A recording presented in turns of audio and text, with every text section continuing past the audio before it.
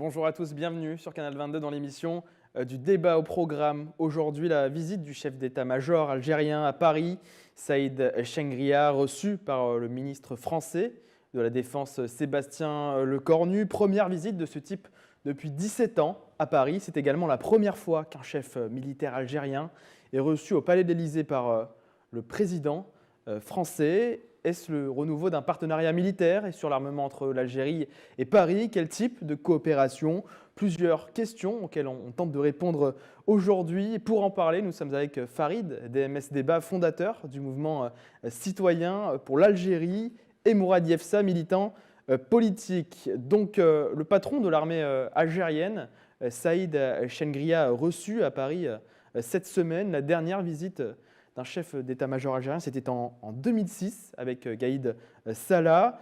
Mourad Yefsa, de quel œil voyez-vous cette visite de Saïd Chengria en France? Est-ce que c'est une visite symbolique pour vous?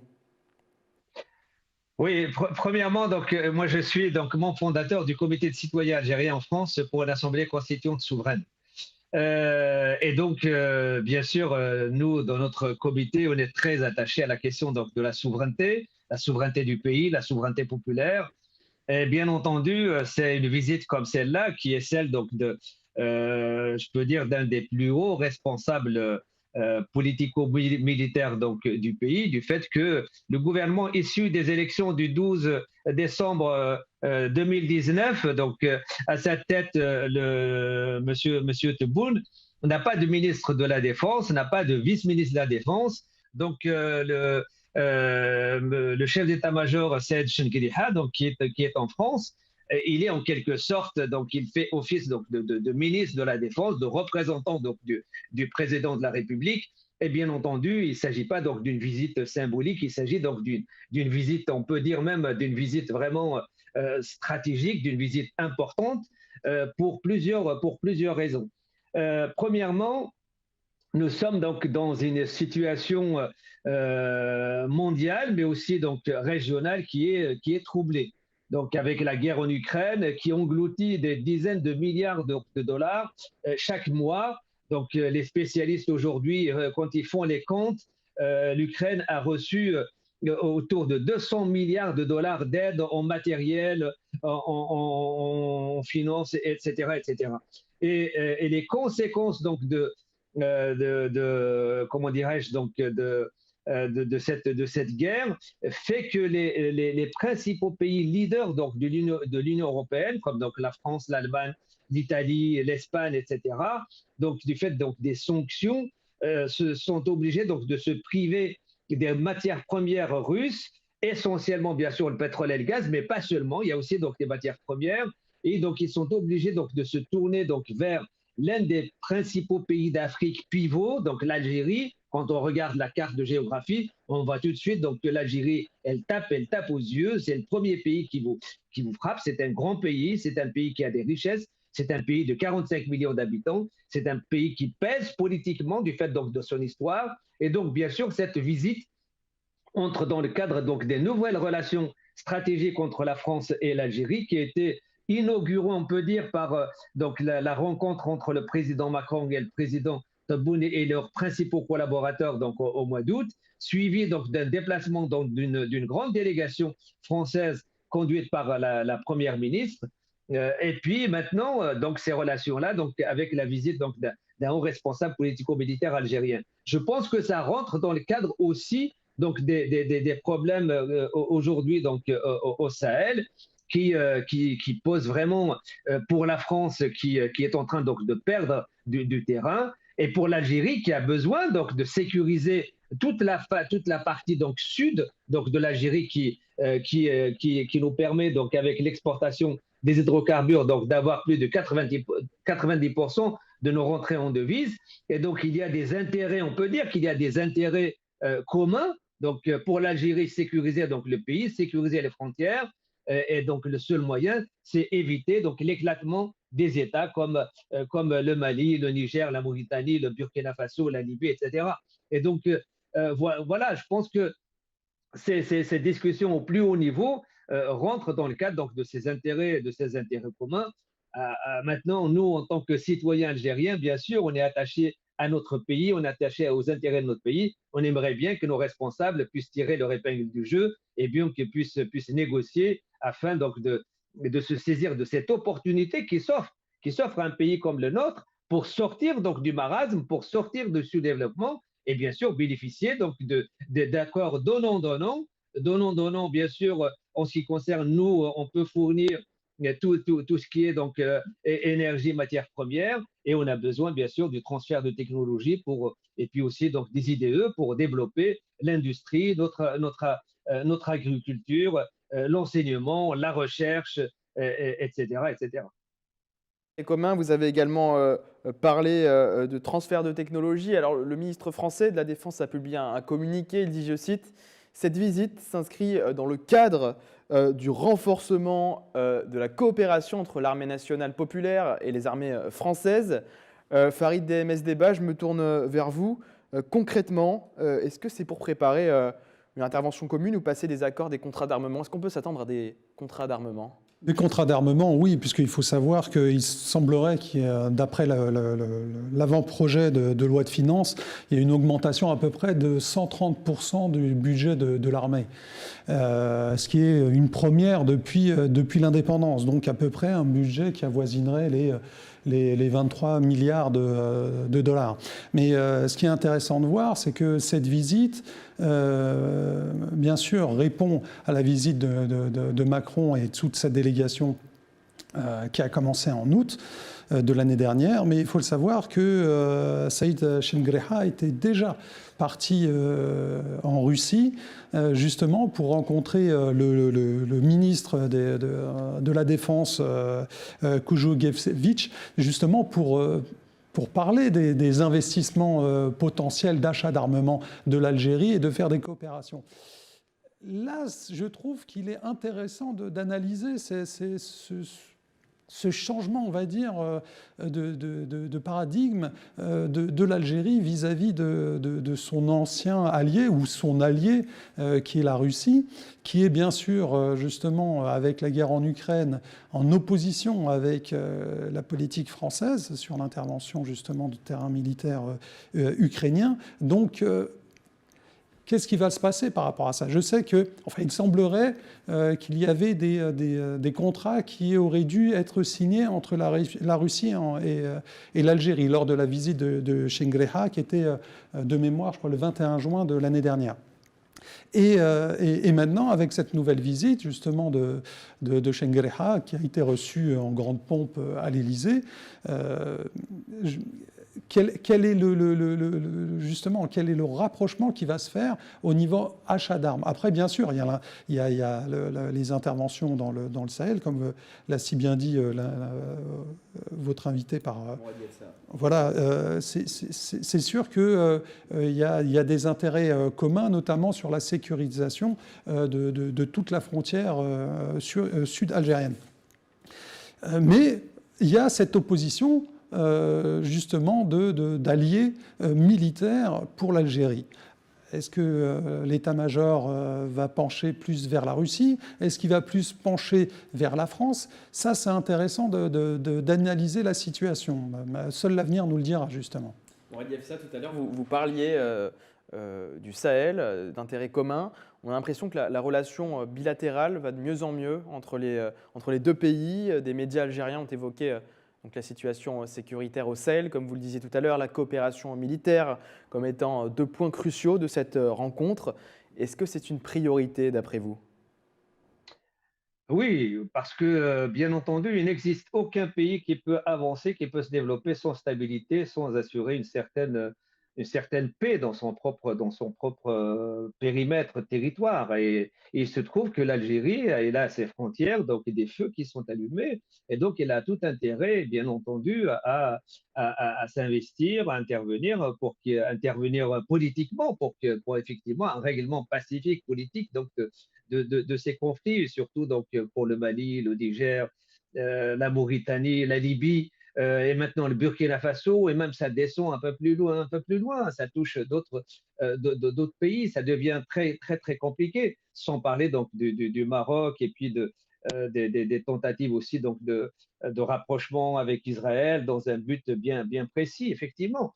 Donc, je pense qu'il y a donc des spécialistes qui parlent donc de la présence donc de près de 80 000 hommes militaires algériens donc dans le sud pour sécuriser cette région. 80 000 hommes, c'est une vraie armée. Il n'existe pas d'armées donc en Afrique capables de mobiliser donc un tel potentiel, avec bien sûr un matériel qui a été fourni essentiellement par la Russie. Et donc, il y a une vraie capacité donc, de l'Algérie à assurer la protection de son territoire. Mais la meilleure protection, c'est bien entendu une solution politique dans ces régions. Et la solution politique dans cette région passe par un accord avec la France, qui est un pays qui pèse je dirais, ces classes politiques dans ces régions-là, donc avec la place qu'ils tiennent, que ce soit en Libye, que ce soit au Tchad, que ce soit au Burkina Faso, que ce soit au Niger, sur la question donc des accords qu'ils ont spécifiques. Au Mali, malgré donc les difficultés, mais ils n'ont pas encore totalement perdu pied. Donc, je pense qu'il y a effectivement donc beaucoup de choses à discuter. Et l'Algérie, qui dans l'armée voudrait maintenant se lancer dans l'industrie d'armement, donc tenter donc d'acquérir une certaine indépendance donc dans la production donc des armes. Et ça peut être effectivement donc une occasion, une opportunité pour notre pays. Et encore une fois, tout dépend donc de cette capacité donc à négocier. Que l'Algérie, vu que le Maroc a renforcé ses liens avec Israël, se dit: ah, le Maroc renforce sa coopération avec Israël, donc nous, on va chercher un soutien avec la France. Est-ce que vous pensez que c'est cette situation qui peut avoir lieu? Je ne pense pas que ça soit tout à fait ça. Je pense que il y a une situation donc particulière donc du fait donc on peut dire de ce séisme géopolitique mondial à la suite donc de cette guerre en Ukraine qui est en train de se développer, de devenir une guerre mondialisée avec des conséquences qui sont imprévisibles et qui peuvent changer complètement le rapport des forces entre les différents États donc en l'Union européenne. Aujourd'hui, les leaders, c'est la France, c'est l'Allemagne, c'est l'Italie, c'est l'Espagne. Mais à la suite donc, de ce chamboulement, les choses peuvent absolument changer. Ce qui fait que ces manœuvres politico-militaires donc, de la France, de l'Allemagne, de l'Italie, avec l'Algérie, je pense que ça rentre dans la préparation justement de cette situation, de cette évolution de cette situation, pour effectivement faire en sorte de ne pas perdre pied. Et bien entendu, avec l'alimentation ou donc une certaine sécurité donc des ressources gazières et pétrolières et des matières premières de l'Algérie, donc une certaine assurance, donc continuité de leur économie et de leur production. Autre point aussi, on a eu très peu d'informations qui sont ressorties sur cette visite du chef de l'armée algérien, Farid Mesdeba.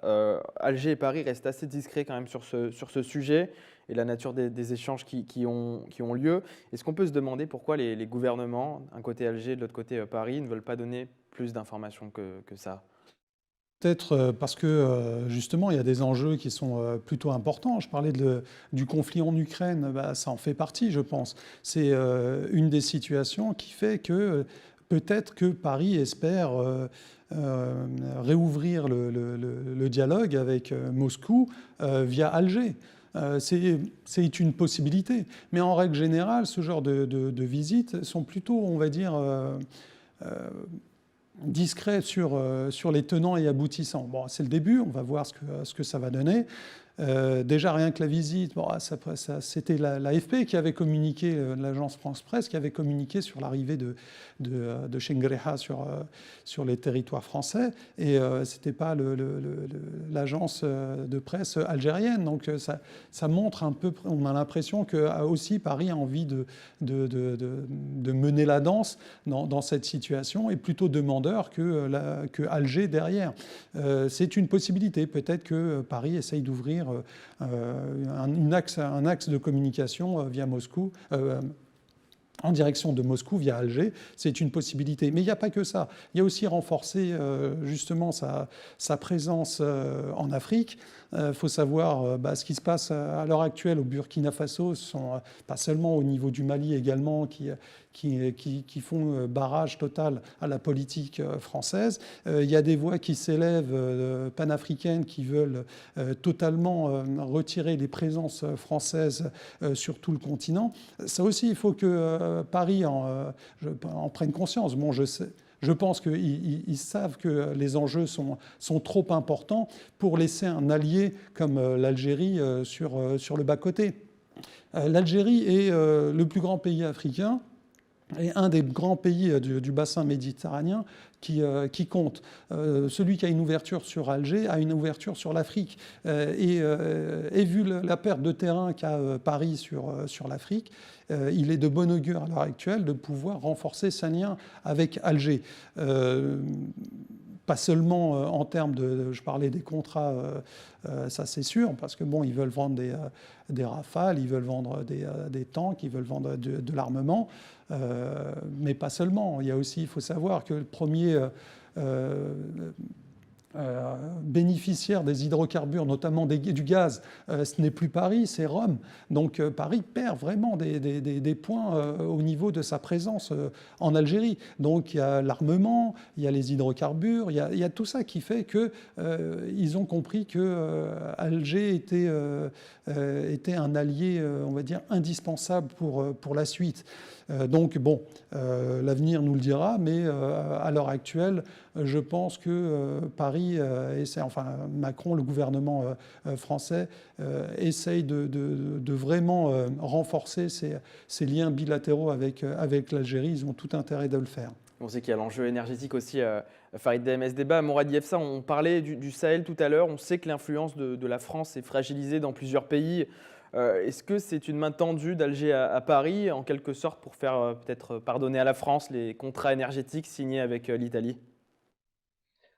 Je pense qu'il a raison, votre invité, donc tout à fait, je le suis. Je pense que c'est plutôt à la demande donc, de Paris. Je pense que les relations entre la France et les pays africains, telles que ça a été dans l'ancien temps, donc la France-Afrique de Foccart, etc., je pense que ce sont des relations c'est du passé et sont obligés aujourd'hui donc de renouveler complètement donc leur politique vis-à-vis donc des pays africains du fait que il est intervenu un élément central, stratégique, comme en Algérie, donc des millions d'Algériens qui sont sortis, qui commencent à peser, c'est-à-dire les opinions publiques dans tous les pays africains, pas seulement en Algérie, commencent à peser et les États, les gouvernements n'ont pas les moyens, comme ils l'avaient avant, donc d'écraser et de tuer dans l'œuf donc cette contestation. Et donc les opinions publiques aujourd'hui, donc dans tous les pays d'Afrique, donc exige qu'il y ait donc le respect de la souveraineté, le respect des indépendances. Et à ce moment-là, donc la France est obligée donc de changer de politique. Et je pense que des relations donc gagnant-gagnant bilatérales avec l'Algérie comme pays pivot et ensuite qui peut donc aider donc dans toute la région. Je pense que c'est ce qui est en train d'être défini comme politique étrangère en Afrique par le président Macron et les différentes relations, les différents déplacements, les différents contrats qui sont en train d'être signés, à mon avis, donc prouvent cela. L'Italie sort aussi son épingle du jeu parce qu'elle elle a été plus opportuniste, elle a été plus rapide et puis c'est un pays avec lequel on avait de très bonnes relations depuis l'époque de Mattei qui nous a aidé à installer toute l'industrie pétrolière et gazière en Algérie. Donc l'Algérie elle est reconnaissante quelque part donc vis-à-vis donc de l'Italie, mais je pense que il y a des relations beaucoup plus globales et qui touchent plus de domaines avec la France que l'Italie, alors que l'Italie c'est beaucoup plus donc l'aspect pétrole et gaz, mais aussi donc les petites industries donc et les petites PME. Et là maintenant ils ont signé donc aussi donc un gros projet pour la production de voitures en Algérie. Ça aussi, c'est quelque chose c'est une avancée majeure. Si effectivement il y a un transfert de technologie pour qu'il y ait une intégration, un maximum d'intégration en Algérie, c'est un bond en avant, c'est intéressant. Farid MS Débat, vous vouliez réagir Oui, sur la facilité justement de l'Italie de signer avec et de renforcer ses liens économiques avec l'Algérie, c'est aussi j'ai envie de dire qu'il n'y a pas le souci, on va dire, d'anciennes colonies. Ça aussi, faut savoir que même si pour moi c'était un petit peu des problèmes surgonflés, il y a eu quand même ces mots qui ont été partagés sur la non-repentance de la France vis-à-vis des exactions commises durant 132 ans en Algérie. Mais bon, money is money, et puis on va se dire que le passé est derrière nous. Non, mais plus sérieusement, il est certain que la coopération entre la France et l'Algérie ne peut qu'aller en s'améliorant. Maintenant, l'analyse était intéressante dans le sens où on peut dire qu'avec ce qui se passe à l'heure actuelle en Afrique et puis la perte de terrain de la France vis-à-vis des pays africains, on les a cités, Burkina Faso récemment, le Mali, le Niger, etc. Il faut savoir que peut-être que l'Algérie peut devenir le pays test des renforcements et d'une nouvelle politique africaine. C'est une possibilité où, bon, il faut savoir que le panafricanisme réclame la mort du franc CFA, qui est quand même jusqu'à présent tient en sous-perfusion l'économie africaine. Peut-être que c'est un changement de direction vis-à-vis de Paris envers les pays africains. Ça, il faudra demander à Emmanuel Macron s'il entend changer son fusil d'épaule par rapport à ce genre de politique paternaliste. Mais bon, par rapport à l'Algérie, c'est sûr que renforcer ces liens ne fera que du bien à la France pour justement sa réimplantation économique dans les pays africains, notamment au niveau de la bande du Sahel, qui, on sait tous, est très problématique, notamment avec le terrorisme, etc. Donc beaucoup une zone d'insécurité certaine. On verra donc ce que l'avenir nous réserve. Mourad Yefsa, quel contrat concrètement peut-on s'attendre? Tout à l'heure, M. Farid DMS Débat parlait de rafales, de tanks. Est-ce que ce n'est pas le moment pour l'Algérie de négocier également des transferts de technologie? Je ne pense pas que l'Algérie va s'engager dans un changement donc, de matériel de ce genre du jour au lendemain. C'est très difficile, hein. Il faut beaucoup de temps, il faut former des gens, il faut former des techniciens, des ingénieurs, etc. Et ça, je pense que c'est pas encore, à mon avis, le moment, parce que l'Algérie est très engagée vis-à-vis donc de la Russie sur ce type d'armement. Par contre, effectivement, sur certains types donc, d'armements légers, donc dans le domaine donc, de la communication, dans le domaine de la sécurité, d'utilisation donc, de moyens légers, parce que donc, la guerre comment dirais-je, au Sahel, dans ces pays-là, c'est pas, je ne pense pas que ce sera donc, des tanks ou des avions, donc ce sera plutôt du petit matériel. Et puis aussi, il y a aussi donc, je pense que de l'information. Ils ont donc et ils ont des moyens donc de surveiller donc à partir de l'espace toute cette région-là. La France doit posséder donc beaucoup de données. Donc ça peut intéresser. Ça peut intéresser l'Algérie. Et puis ensuite, la production, je pense qu'il peut y avoir effectivement des contrats pour un transfert. Et je pense que c'est dernièrement, c'est pas dernièrement, ça fait plusieurs dizaines d'années que l'Algérie donc, voulait donc réutiliser la grande base militaire de Mars Lekbir. Donc, pour ceux qui ont lu le livre du général euh, Ben Yelles, il décrit donc cette grande comment dirais-je, caserne qui est énorme, à ce qui paraît, c'est vraiment quelque chose d'énorme, et que toujours donc l'Algérie était intéressée donc pour réinstaller là-bas pour la production donc comment dirais-je, d'armes comment on appelle ça, donc dans le domaine maritime. Peut-être que, et j'ai lu dernièrement donc un article parlant donc du fait que ce projet est toujours à l'ordre du jour. C'est possible qu'effectivement il y ait donc des contrats dans ce domaine. D'autant plus que la France connaît bien cette base, puisque c'est elle qui l'avait conçue, qui avait développé et qui l'avait occupée jusque dans les années 70. Farid DMS Débat, c'est plus au niveau de l'enseignement. Je n'ai jamais dit que l'Algérie voulait acheter des avions, des Rafales ou des tanks. J'ai dit que la France peut-être espérait de cette visite vendre des Rafales et des tanks. On sait que le premier fournisseur de ce gros matériel est la Russie, et je ne pense pas que ça changera. Je suis plus pour justement du renseignement, peut-être. Ça, c'est sur le matériel de renseignement. Mais là où ce qui est intéressant, c'est de constater que le budget alloué à la défense a augmenté, comme je l'ai dit en préambule. Il a explosé de 130% de plus, et ça n'a jamais été vu auparavant. Non, donc vraiment par rapport à ça, peut-être que la France à ce genre d'ambition, mais je ne pense pas que l'Algérie est en demande face à ça. Ce sera plus sur le renseignement, sur du matériel de renseignement. Peut-être, comme l'a dit votre invité, sur le secteur maritime, je n'ai pas ce genre d'informations, mais pourquoi pas. On verra. On rappelle que l'Algérie a une enveloppe de 23 milliards de dollars pour son budget défense cette année. Merci Farid DMS Débat, fondateur du mouvement citoyen pour l'Algérie. Merci également Mourad Yefsa. Je rappelle que vous êtes militant politique. C'est la fin de cette émission. Merci de l'avoir suivi. Rendez-vous très vite pour un nouveau sujet. Merci de votre fidélité. Restez avec nous sur Canal 22.